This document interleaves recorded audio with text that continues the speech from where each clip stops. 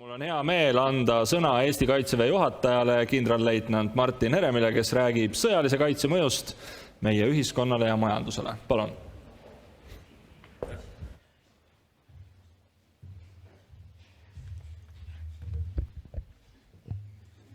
Tere hommikupoolikut. Ma tänan kõigepealt väga täpse sissejuhatuse eest. Just sellest ma kavatsesin rääkida. Ja ma tänan selle eest, et mind on siia kutsutud, et mul on antud võimalus rääkida nii auväärse auditooriumi ees oma erialast, oma valdkonnast ja kuidas see võiks mõjutada kogu riigi toimimist, majandust ja ühiskonda sealhulgas. Loomulikult ma räägin kõigepealt natukese Ukrainast ja siis selle Ukraina näitel räägin sellest, milline oleks meie riigi olukord, millised on need ohud, mitte siis Venemaa, vaid kui meie näiteks oleksime Ukraina situatsioonis ja hakkaksime valmistuma sõjaks, et mida see tähendab. Ja natuke sellisest üldisest pildist ka. Nüüd kõigepealt sissejuhatuseks see, mida mina sõjaväelasena olen näinud viimased kuud ilma igasuguse kõhkluseta novembrist saati Venemaa valmistub otseselt sõjaks. Kõik tema sõjalised liigutused seal on puhas sõjaks valmistumine. Seal ei ole mitte mingisugust muud küsimustki.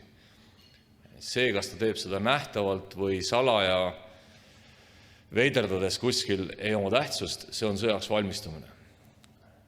Veelgi hullem, kui ta oktoobris hakkas vägesid liigutama ja Putini kes küsiti, et mis sa teed, siis ta ütles, et ma lihtsalt liigutan oma riigis vägesid, mis see teie asi on. Novembri lõpus kuskil hakkas ta esitama nõudmisi kogu läänemaailmale, mis põhimõtteliselt on juba puhas väljapressimine ju. Ja nüüd jaanuar, veebruar on ta demonstreerinud, põhjendanud neid põhjuseid või selgitanud neid põhjuseid, miks ta kavatseb Ukrainas eskaleerida juba toimuvat konflikti. Kõige idiootsemad minu meelest, ma arvan, et mul on õigus, näited olid eile, kuidas BMP roomiksoomuk on jõudnud 50 kilomeetrit läbi separatistide ala Venemaa territooriumile. Kujutage ette siit Raplasse sõita buldooseriga, ilma et keegi seda tähele paneks ja siis seal põletatakse maha. Tundub natuke lollakas. Aga oma rahvale sobib. Või siis piirivalve valvurite hoone keset võsa, mis ka ikkagi on, ma pakun välja, üle 40 kilomeetri Ukraina kõige lähimast suurtükist, kuidagi moodi nad sinna jõudsid. Aga jällegi, sobib, oma rahva jaoks sobib. Ja siis kogu see teater, mis eile, ma vaatasin kogu seda julgeoleku nõukogut ja kõike muud, ma ei mäleta enam täpselt seda Brežnevi aega, aga ikkagi show, täielik show. Nii et nii poliitilisel, diplomaatilisel kui loomulikult sõjalisel tasandil on ta valmistunud ette puhtalt sõjaks. Ja me siit poolt vaatame siis, et miks Ukraina ei valmistu. Ma jõuan selleni ka. Nüüd, mida on teinud lääs samal ajal, avaldades ohjeldamatult luureandmeid. Ja ma pean tõesti tunnistama, et vahepeal isegi nii kiiresti, et kui minul eile räägiti millegist kui väga salajasest, siis täna hommikul oli see juba ajalehes ja peamiselt need infoomajad ise on selle kõik üles laadinud või avalikuks teinud ja seda nimetatakse inglise keeles deterrence by intelligence, eesti keeles võiks siis olla heidutusluurega. Ehk siis sa kogu aeg ütled, ma tean, mis sa teed, ma tean, mida sa kavatsed, sa ei saa seda kuidagi moodi varjata ja sellele järgnevad siis mingid minu sammud, et sellega näidatakse võimalikule agressorile ära, et ära tee seda, see ei jää kuidagi moodi märkamatuks.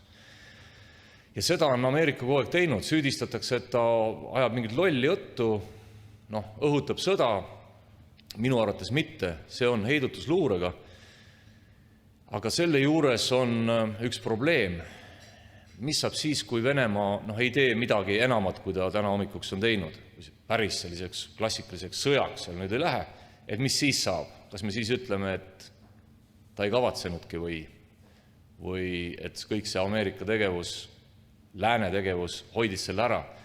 Ma pean tunnistama, et me ei saa seda mitte kunagi teada, kui seal nüüd midagi enamat ei juhtu. Ja ma olen sellega rahul, et me ei saa seda kunagi teada, lihtsalt me peame enda poolt tegema kõik, mis võimalik, et seda sõda ei tuleks. Nii et praegu see, mis toimub lääne poolt, on luure versus tunne. 2014 luure ütles, tuleb sõda, tunne ütles, et ei tule sõda, usaldati tunnet, sõda tuli ja kõik arvavad, et me olime lollid. Praegult tunded lükatakse kõrvale ja vaadatakse puhast matemaatikat, puhast sõjateadust ja öeldakse, et tuleb sõda. Nii et sellega ma siis seletasin ära selle olukorra nüüd. Nüüd Ukraina juurde.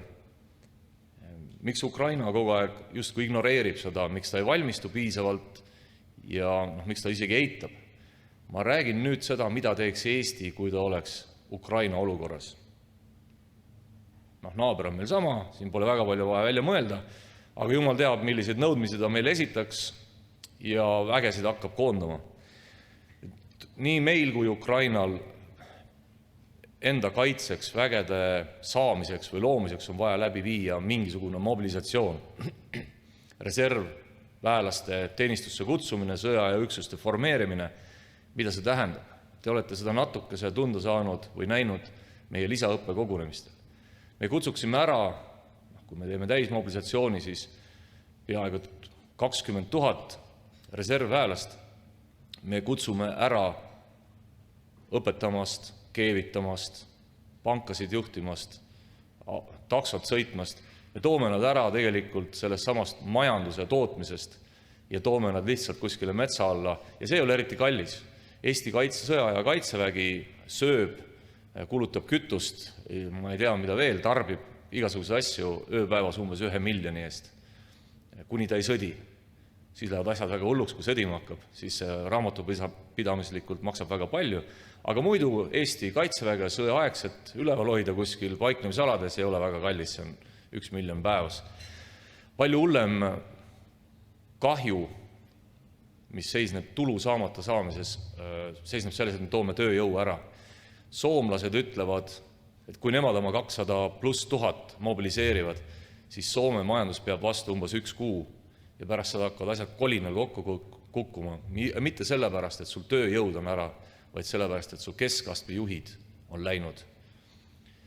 Me näeme seda lõkkidel, kui me saadame esmaspäeva hommikul teate, et viivitamatult kohale jõuda, siis, ja see on enam-vähem päris tõesti sündinud lugu, siis teatab üks Läänemaa mööblifirma, et kas te olete lolliks peast läinud mu 5 töölisest 3 kutsutada viivitamatult ära, aga ma pean reedeks saatma mingisuguse toodangu Rootsi ja rootslasi absoluutselt ei huvita teie riigikaitse ja teie lõkid.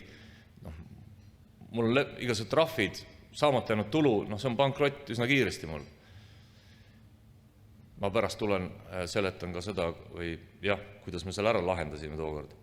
Aga selline see olukord tekiks. Teiseks, tekib ühiskonnas kindla peale väga suur ärevus. Ja me näeme seda täna Ukrainast, kus mõned inimesed jooksevad minema,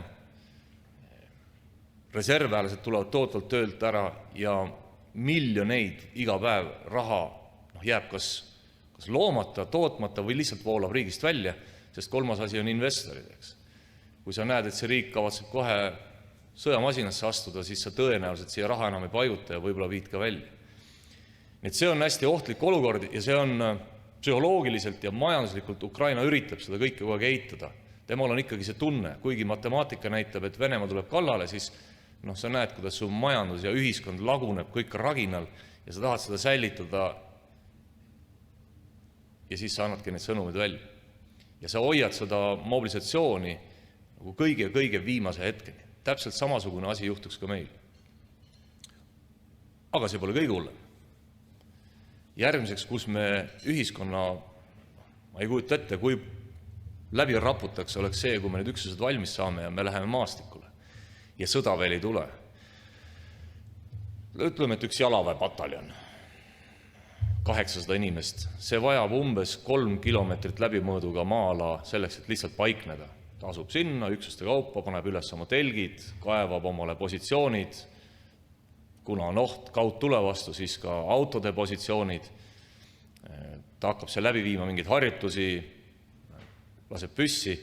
Ja kui te võtate Eesti katastrikaardi ja tõmbate suvalise koha peale ühe 3-kilomeetrise ringi, siis te vaatate, kui palju on seal erinevaid maaomanikke. Me oleme proovinud seda selgeks teha, võimatu. Me isegi ei leia üles, millistele advokaadibüroodele või kellele kõik need asjad kuuluvad, me ei saa nendega kontakti.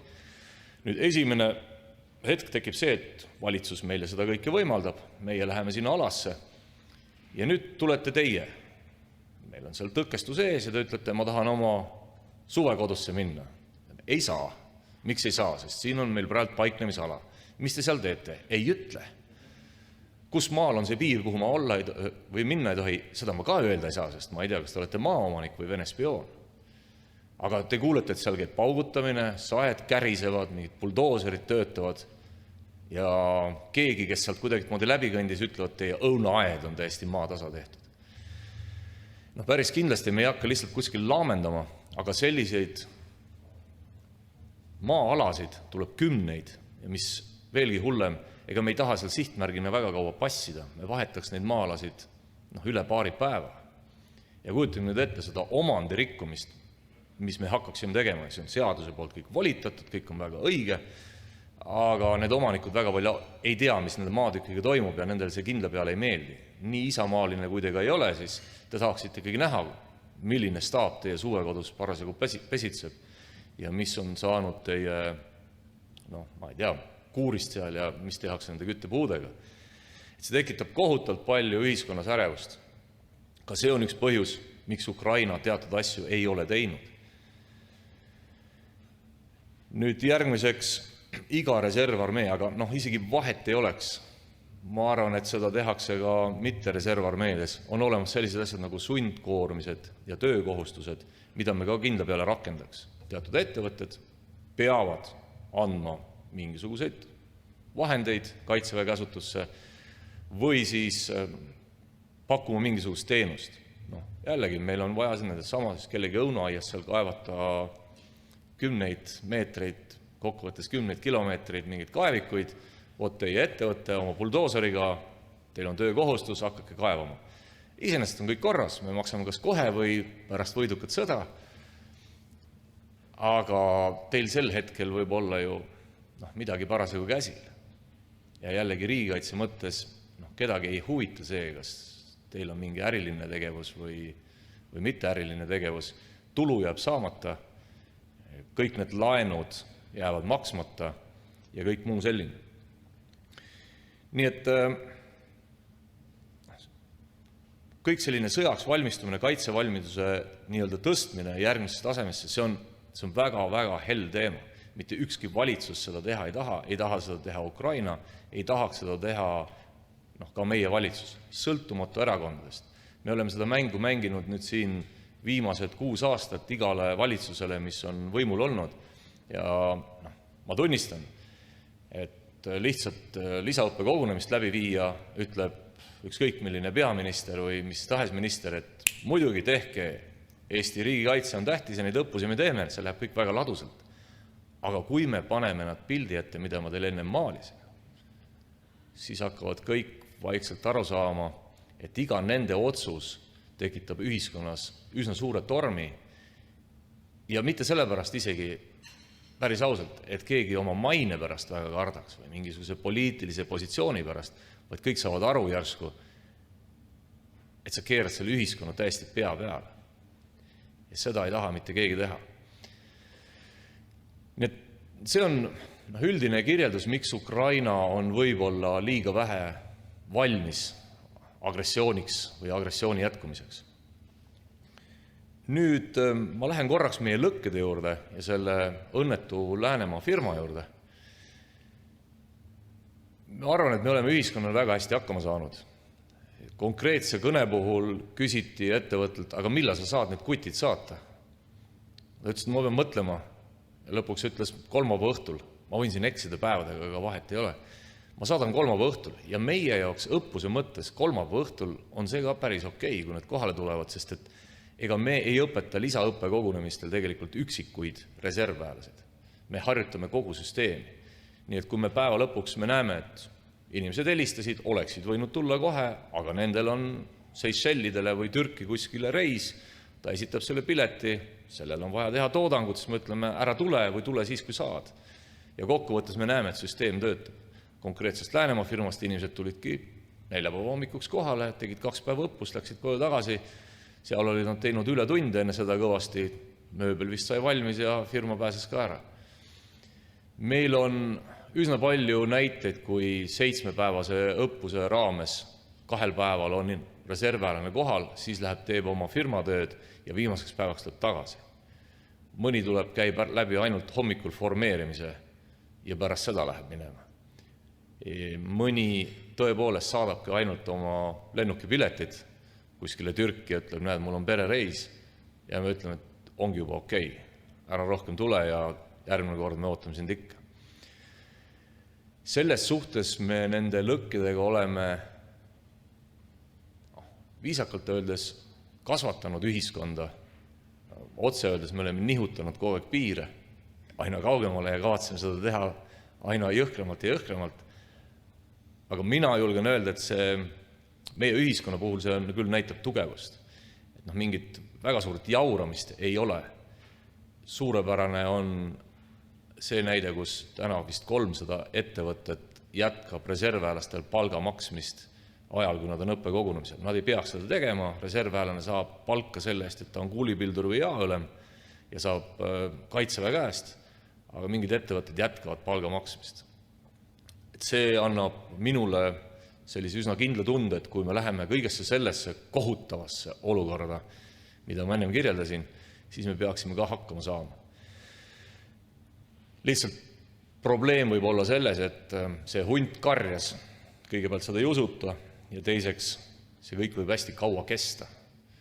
Paljud on Ukrainale ette heitnud ju seda, et miks ta ei olnud valmis, ma ei tea, mõne arvates novembris, mõne arvates detsembris, aga ütleme, et 6 aega oleks ta pidanud küll juba valmis olema ja kujutage ette siis seda olukorda 6 aega, et sul ei ole töötajaid, kooliõpetajaid, keegi saeb su õunapuid ja su ettevõtte vahendid on mingisuguste segaste kiilakate käes, kes siis kuskil metsa vahel teevad jumal teab mida ja teie peate rootslastele kogu aeg aru andma, miks te ei tooda kappe. Nii, mina rääkisin nüüd oma juttu ära. Palju mul aega läks? 15 minutit. Aga ma olen valmis vastama küsimustele, loodetavasti teil on. Ja kui ei ole, siis ütleb päevajuht mulle teema ja ma panen siin homme hommikuni välja kohe. Kõlab nagu hea plaan.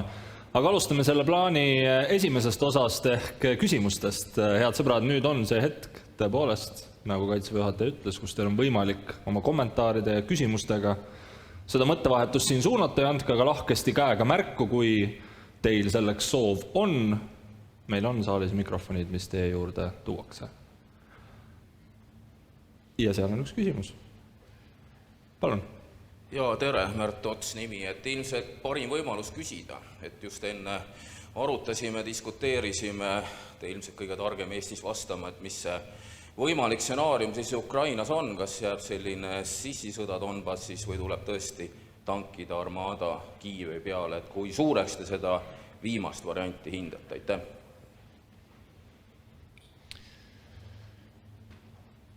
No see, mis Ukrainas tegelikult toimub, see on palju suurem mäng, et Venemaa ikkagi kehtestab ennast üleüldse Euroopas või maailmas ja tühja sellest Kiievist või Donbassist, ma arvan niimoodi. Ma arvan, kui ta tahab suurt eesmärki saavutada, siis tal ei ole vaja Kiievit üleüldse. Läheme siis taktikalist tehnilise olukorra juurde, mis on kõigile hästi huvitav, aga ma ütlen, mis on täiesti mõttetu, see on nagu vee peale joonistamine. Ma arvan niimoodi, et kui Venemaa, ja siin peab olema poliitiliselt hästi korrektne, Venemaa ületab piiri, mida me täna nimetame siis ükskõik mis kontrolljooneks või mis iganes, siis Venemaal ei ole vaja minna Kiievini. Kui te vaatate geograafiat, siis põhjast Kiievini on kuskil 100 kilomeetrit, idast kõvasti üle 200, et see on väga pikk maa. Kui sa ka Kiievini jõuad, mis on mitme miljoni linn, ja telepildi vahendusel on näha, kuidas seal kõik valmistuvad Vene vägesid vastu võtma, siis sa pead seda sadu, lihtsalt öeldes siit Pärnuni sul on vaja ikkagi iga 5 kilomeetri tagant mingisugust julgestust, et sa üldse saaksid sõita ja see peab olema päris kõva, sest et seal hakkavad liikuma mitmesaja pealised üksused koos suurtükkide ja kõige muuga, et no see ei ole eriti lihtne. Venemaale piisaks sellest, kui ta liigub siis 20 kilomeetrit. Jääb siis seisma, asub kaitsele, Ukrainad üritavad seda kõike tagasi võtta, Venemaa kasutab ära oma suurt ülekaalu kaudtules ja õhuväes, tekitab väga suuri kaotusi Ukraina vägedele näiteks, ja siis mingil hetkel ütleb, kuulge, no tõepoolest, davайте жить дружно. Räägime läbi ja ta ütleb, tänu minule jäid Kiiv alles, tänu minule me rohkem verd ei valanud ja ma olen valmis läbi rääkima. Ja 2 päeva hiljem hüppab tuusti plats ja ütleb, kuulge ukrainlased, kus teie ameeriklased olid, kus teie liitlased olid, Eesti, Läti, tahate ma näitan teile täpselt sama asja. Ja sellega ta võidab palju rohkem, tal ei ole vaja Kiievit. See on see roomlaste põhimõte, et ära okupeeri, kui sa makse ei kogu, eks. Mõjuvõimu omamine läbi ebastabiilsus on palju parem. Kui midagi tasuks neile üldse okupeerida ja mis sõjalist tehniliselt oleks võib-olla nagu põhimõtteliselt kõige lihtsam, sest see on minna Mariupol, Herson, Odessa. Seda hiljem on veidi lihtsam kontrollida, see oleks mõistlik omada saavutamaks ühendust Krimmiga, Hersoni veevarudega ja lõpuks, ma ei tea, kas või Transnistriani välja. See tunduks mulle mõistlik ja sõjaliselt saaks seda mere poolt toetada nii tulega, elektrooniliste vahenditega, dessandiga ja hiljem sa ei pea mere poolt ka mitte midagi kartma. Kui see mingisuguse koridori nii-öelda, minu pärast kas või 100 kilomeetrit teed Kiievini ka laiuses, siis katsu pärast nende sissisõja maailmameistrite vastu seda kõike kaitstaks. Nii et mis seal tuleb, ukrainlased päris kindlasti sõdivad konventsionaalselt, oma tankide suurtükkidega hoides mingisugust rindejoont nii palju, kui seda on võimalik, ka ümber piiratuna ja sissisõda läheb kõik sinna otsa. Nii et selles ei ole ka mingit kahtlust. Nii palju siis sõjalist tehniliselt need. Aga ma ütlen, see kõik on tegelikult mõttetu arvestada, võttes arvesse Venemaa suurt eesmärki, millest ma kirjeldasin. Ta on selle juba praegu saavutanud. Ta ütleb praegu, minul on väga raske olla, lääs, ma näitan teile praegu, mida ma teha võin. Ja tulemus on see, et ühiskonnad värisevad kõik, loeme omal siin, kas sotsiaalmeediat või ajalehti, me näeme, kuidas Venemaal ongi õigust neid asju kõik teha, homsest me hakkame kõik omavahel kõik kaklema. Ja selles suhtes ta päris palju eesmärke saavutab siin täna, homme, kas pikemas perspektiivis, seda me nüüd veel vaatame.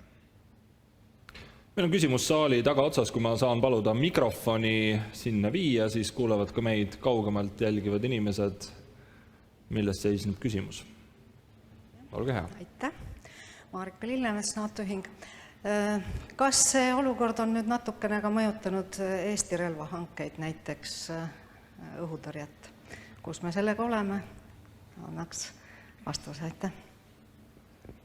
Seda on nüüd kuidagi raske öelda, ma ütlen midagi välja, mida ma päris niimoodi sisimas ei mõtle. Õnneks on. Loomulikult kogu selle olukorra sees, eelmise aasta lõpus, selle aasta alguses, me läksime järjekordselt valitsuse juurde ja ütlesime, mis on olukord, mis on meie võimalik tulevik ja kus on meie kõige kriitilisemad puudujäägid või kus me kõige rohkem peaksime midagi edasi arendama. Sealt tuli see otsus 380, tegelikult kaitseväele 340 miljonit laskemoona jaoks. Nüüd, ja see on lisaks sellele eelarvele, mis meil praegult on planeeritud, tegelikult nii 4 kui 10 aasta lõikes. Seda lihtsalt ei saa väga kiiresti kätte. Laskemoona toodetakse teatud kiirusega. Ma arvan niimoodi, et kõik, mida sa saad 1 aasta jooksul kätte, ükskõik mida sõjatehnoloogias või sõjatoodangus, siis sul on väga hästi läinud ja sa pead jälgima, et ega sa mingit jama ei ole ostnud. Ja üldiselt need järjekorrad, tootmisjärjekord, aga ka siis kellegi järele ootamine võtab aega aasta, 2 aastat või isegi 3. Et selles suhtes mingeid asju väga kiiresti ei saa. Nüüd see, kuidas me oleme viimased aastad, ja ega me oleme ju kogu aeg näinud, et Venemaa ei ole kuidagi moodi usaldusväärne naaber, ohtlik tegelikult otse välja öeldes, siis me oleme arendanud neid võimeid, mis on esmatähtsad ja mida selle raha eest saab. Ja esmatähtsad just nimelt selles mõttes, et mida saab viimastel aastatel just nimelt, et mida saab väga kiiresti ja mis on agressorile võimalikult valus. Ja sellest on need arendusotsused tulnud. Ja sellepärast keskmaa õhutõrje on jäänud veidi tahaplaanile, aga kui selle jaoks oleks ka raha, nagu nende prioriteetsemate asjade jaoks, oleks sellega alustanud juba ammu. Veel on võimalik esitada küsimusi ja ma näen vähemalt 2 kätt. Mikrofoni neiul on võimalik siis nüüd teha see valik, kes saab küsida esimesena.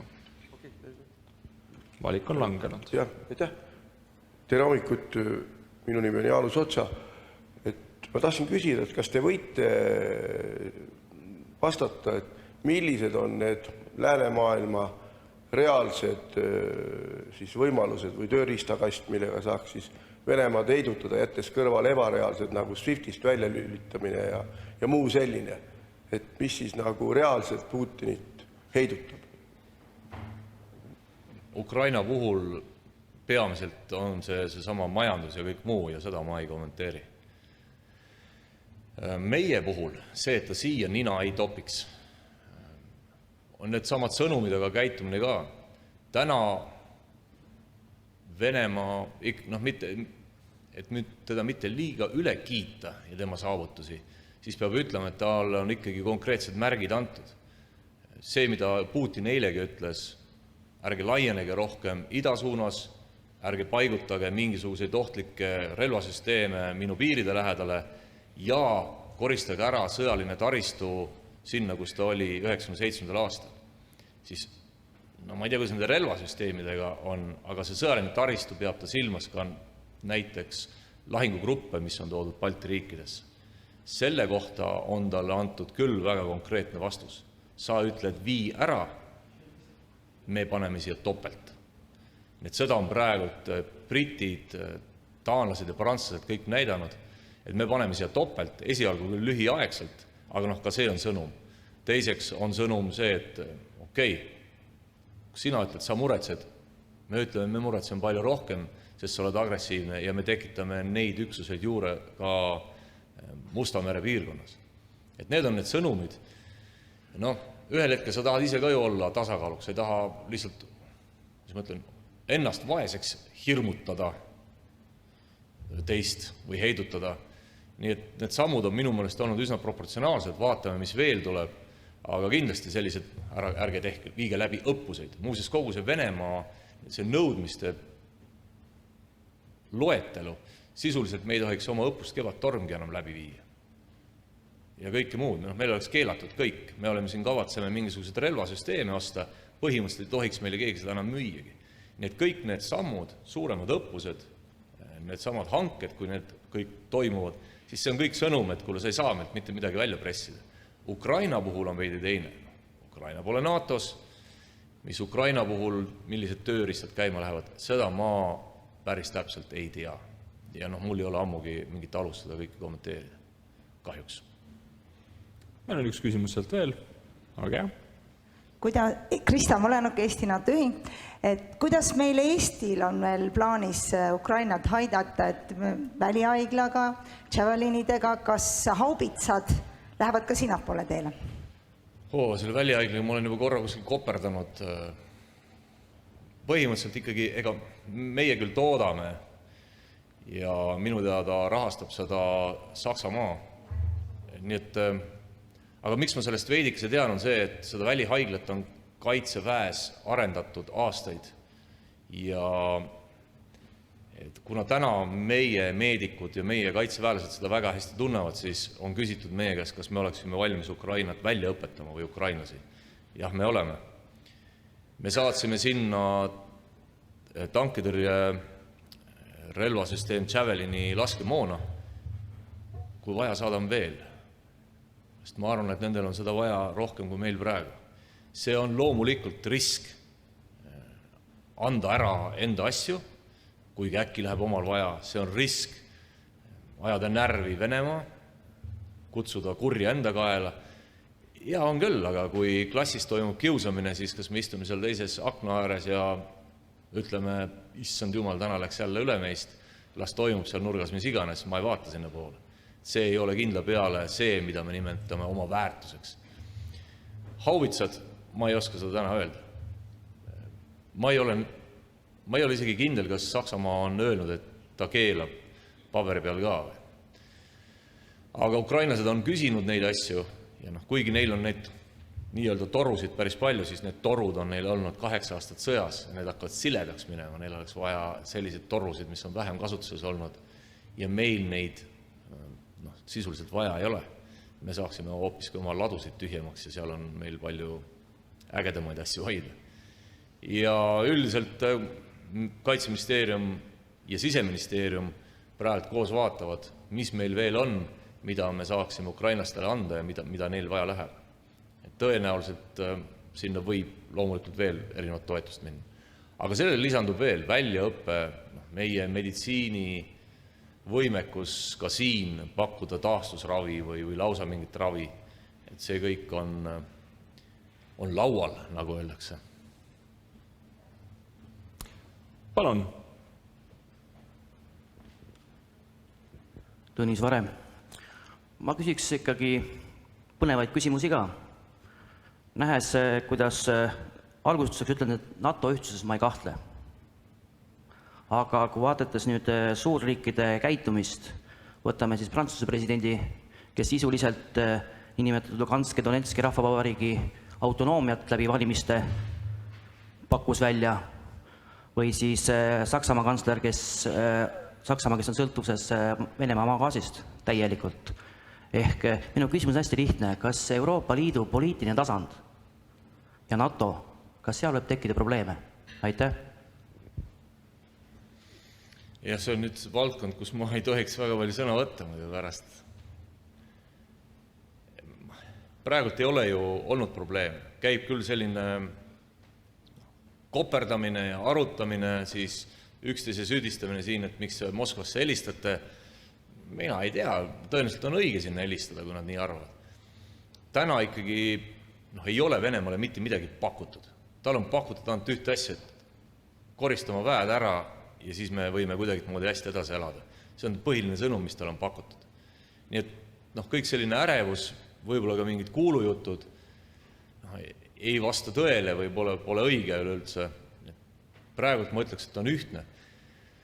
Küll aga mõnes mõttes ma olen siin viimasel ajal soovitanud lugeda inimestele Kivirähu, on see lood või on see jutud. Ja seal on üks lugu Retk läbi Euroopa. Lugege seda, et vahetevahel eurooplased, meie Lääne-Euroopa kolleegid meenutavad mulle jäneseid, kes Euroopas võtsid vastu ilvese, hundi ja karu ja imetlesid, kuidas nad oma vahvuses, ilusad kõrvad ja karvad, kuidas nad oma vahvuses, kõik need metslased hävitavad, kui nende kodude kallal tulevad ja vahepeal harjutasid seda võitlust siis hammustades kapsaid. Vahetevahel mulle tundub, et Lääs on natukese naiivne ja eks me katsutame seda kogu aeg tasakaalustada, aga see on nüüd tõesti olnud naljaga pooleks, ma ei taha väga kritiseerida Läänet. Me oleme ikkagi naiivsed, et äkki Venemaaga ikkagi saab kuidagit moodi. Ja üks probleem on veel, ka meil Eestis ja kogu lääne ühiskond, kui me räägime sõjast, siis tal tuleb silme ette Venemaa, Berliin, Varssav, Pariis ja samamoodi ka Kiiev. Sõda ei pea niimoodi pidama. See, et ta peab seda nii vastikult, nii alatult, nagu seda täna teeb, on ka võimalik. Me kuidagit moodi unustame seda kogu aeg ära, terve lääne ühiskonna. Ja siis ühel hetkel avastame, et meil on jälle ära tehtud ja siis hakkame üksteist süüdistama, et kus kohas me olime. Et see on võib-olla palju suurem probleem, aga lõpuks Venemaa saab ikkagi oma vastuse, mis on koristama väed ära. Milline tuleb praegu? Mul on seda raske öelda. Meil on ajagraafikus jäänud veel umbes 12 minutit, et Kaitseväe juhilt küsida ära kõik, mis on hingel. Andke aga käega märku, kui teil on midagi hingel. Konverentsi peakorraldajal on midagi hingel. Ma loodan, et see ei ole ajakava muutus. Palun, Reigo. Ei, kindlasti mitte. mina küsiksin selle rekursi alt, et kas härra Heremil oleks poliitikutele mingi sõnum, et nähes täna väga võimast nii-öelda eskalatsiooni Ukrainas, homme, kes teab kus, ja küsimus ei oleks mitte poliitiline, vaid pigem teie nägemus Kaitseväe juhatajana, et kui suur peaks olema riigi valitsuse poolt eraldatav raha kaitsejõududele, et me oleksime nii-öelda võimekad ja valmis ennast piisavalt kaitsma. Et see võib olla protsendiline SKP-st või siis mingi muu lahendus. Aitäh! Seda mul on hästi keeruline teha. Nüüd ma pean looma sellise kivi, mida ma ise üles jaksu tõsta. Ma räägin hästi ausalt. Mul on põhimõte, et ma ei lähe ennast kuskil parlamendi ees põlema panema eesmärgiga saada raha ja öelda, et muidu Eesti on läbi. Ma niisugust jama tegema ei hakka. Ma tean, mis on minu vastutus ja see on sõjaline riigikaitse. Ma pean selgitama, kus me oleme head ja kus me oleme nõrgad ja kus kohas me saaksime kiiresti ennast arendada või kus me peame pikemas perspektiivis ennast arendama. Ja palju see maksab ja palju see aega võtab ja kõik muu selline. Seda ma saan kogu aeg teha. Ma tunnen alati seda, et kui ma lähen ütlen, kohe viivitamatult on vaja, ja olgu see siis protsent SKT-st või 100 miljonid, siis ma tegelikult ütlen, võtke kohe praegult ära õpetajate palkadest, teede ehitusest või kuskilt mujalt. Et kui ma ütlen, jah, pole, ja minu meelest tundub see kui üsna rumal öelda, ei, ärge tee ehitusest võtke või ärge võtke sealt kuskilt tervishoiust. Sealt ei pea tingimata võtma, aga mulle andke 200 miljonit. See tundub äärmiselt lollakas. See on nagu silmakirjalik. Ja sellepärast ma ei tee seda. Küll aga olen ma alati valmis valitsusele näitama, mida meil on vaja kriitiliselt.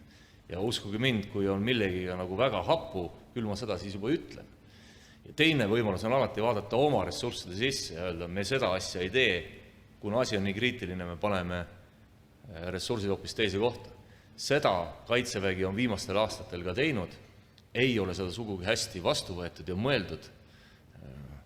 Öeldakse, et te olete läinud kaitsevõime kallale hoopiski, samal ajal kui mina kiilaka ja laigulasena olen arvanud, et kaitsevõimet arendab.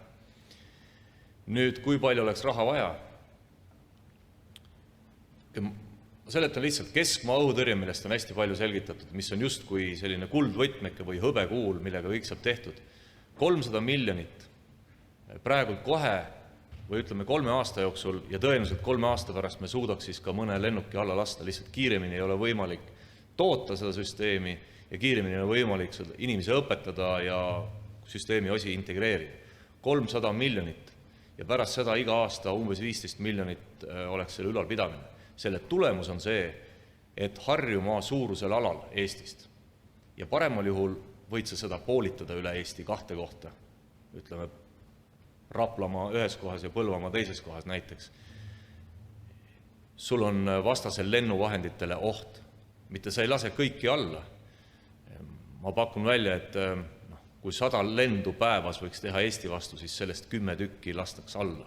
90 lennukit paneks oma koorma ikkagi Eestimaa pinnale ükskõik mis sihtmärgi vastu ära.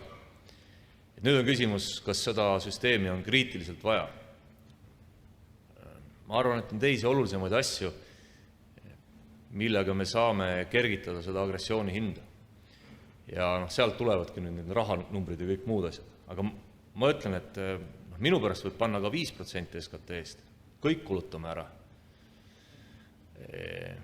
Ja ma ei ütle seda, et ikka me ei saa Venemaa vastu, ei, me teeme selle agressiooni ikkagi väga kalliks, aga lähen tagasi selle Ukraina teema juurde. Miks sa ei valmistu sõjaks? Äkki tuleks haridust hoopis anda, äkki seda sõda ei tule, äkki me täna läbi hariduse ja ma ei tea, taristu, kõige muu loomised peame ka tugevdama ühiskonda, sest kui me hakkame siin võidurelvastuma, laguneb ühiskond hoopis sootuks. Ja see otsus on juba valitsuse palga eest. Mina neid otsuseid tegema ei pea, nii et ma seisan kõrval ja targutan, ütlen, et raha oleks vaja, aga ilmselgelt ärge taristu arvelt võtke. Nagu ma ütlesin, see oleks lollakas. Rahvusringhäälingu töötajana on mul ka muidugi ettepanekuid, kuhu protsenti Eesti SKP-st suunata. Võib-olla isegi 0,1% SKP-st piisaks ETV Plussi arendusse ja inimesed vaataksid vähem Vene propagandat. Venekeelsete kooliõpetajate harimisest, õpikute loomisest, Narva mõne uue kortermaja ehitamisest. See loetelu võiks jätkuda ka pikalt, aga ma annaks teile veel võimaluse küsida. Reigol on jätkuküsimus. Jah, ma tean, et saalis on ka palju ettevõtjaid ja nende nimelt ma siis küsiks, et kuidas näeksite parimat ja head konstruktiivset koostööd meie ettevõtjatega ja tulenevalt siis selle nii-öelda laiapõhjalise riigikaitse funktsiooni täitmisel ja No kõigepealt on see, et kõike, kuhu me oma rahalisi vahendeid kulutame, seda oleks võimalikult palju Eesti majandusse suunata, nii palju kui võimalik ja seda teeme ka. Ma ei mäleta, mul need numbritega on kehvasti ka, et kas see oli eelmine aasta 200 või 300 miljonit, mis Eesti majandusse läks kaitse-eelarvest, mille suurus on siis 6,5–100 miljonit umbes. Ja nüüd ta siin kasvab. Nii et pool rahast lähebki Eesti majandusse. Ja see on kõige tähtsam. Oluline on, et see toodang või teenused oleksid kvaliteetsed ja meie maksaks ausalt ja annaks ausalt tagasisidet. Ma arvan, et see on number 1. Teiseks, kaitsevägi ei tohiks kuidagi moodi lolli mängida ja midagi,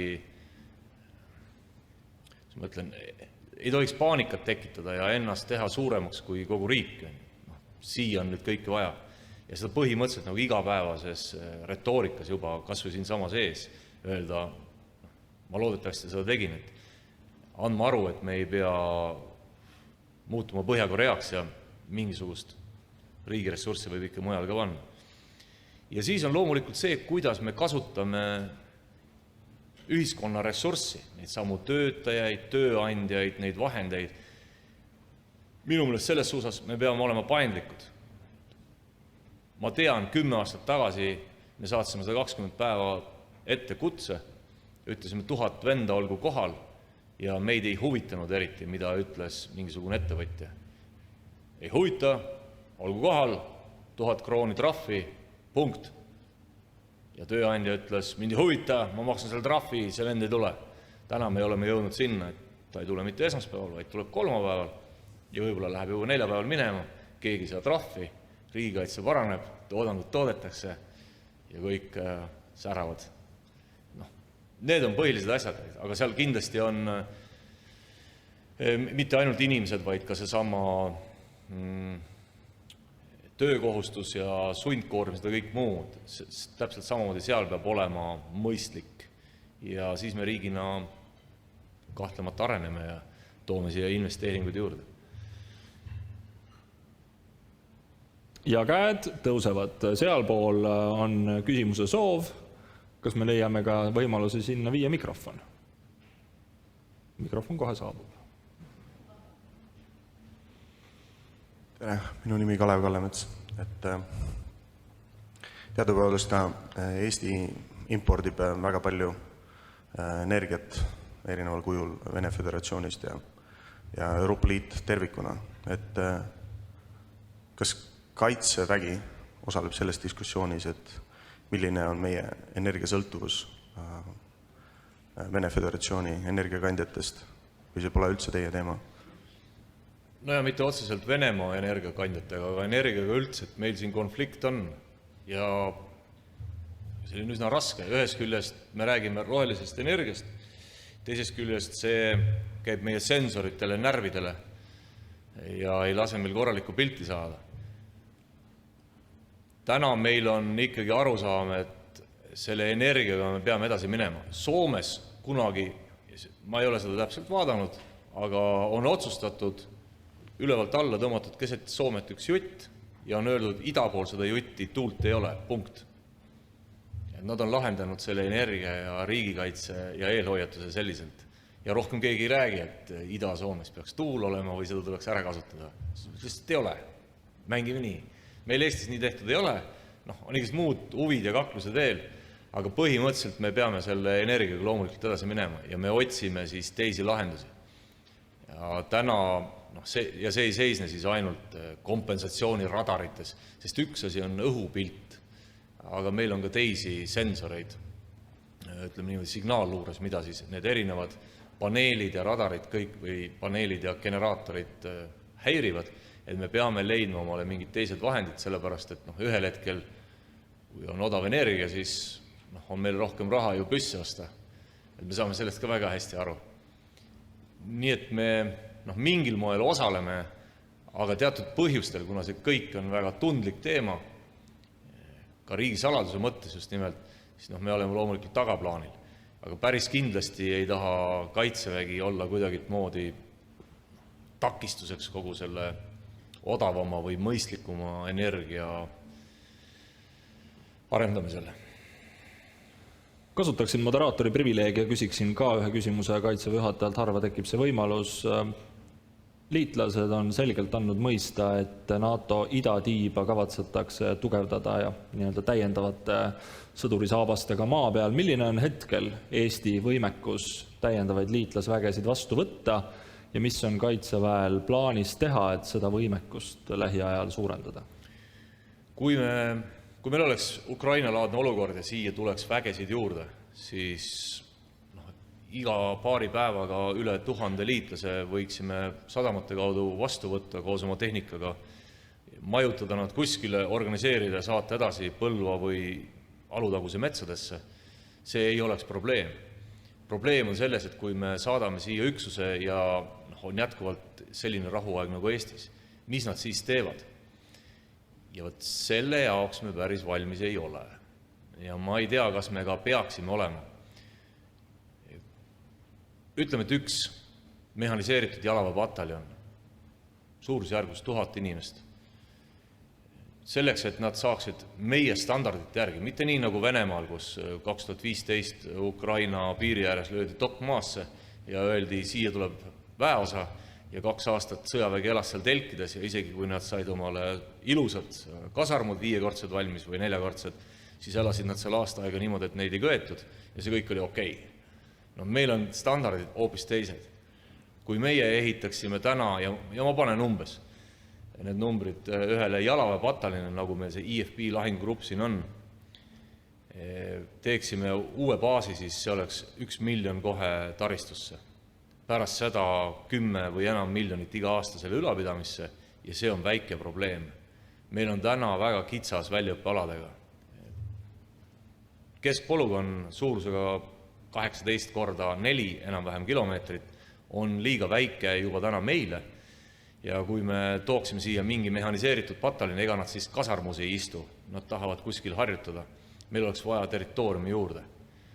Kui me räägime veel suuremast üksusest, siis see tähendab seda, et kus ma ennem neid ringi joonistasin, riik tuleb, tõmbab kaardi peal ühte kohta kõige sobivama ringi ja teie vanaisa või äsja ostetud maad me lihtsalt sundvõõrandame.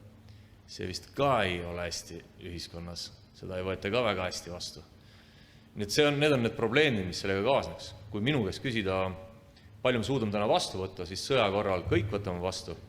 Rahu ajal meil on raskusi sellega ja ma arvan, et mida me tegema peaks, me peaksime harjutama seda sõjaaegset siia tulekut, ehk siis võtma vastu, pidama need õppused, sest et mõnenädalased õppused tsiviilmaadel väga seda ei koorma.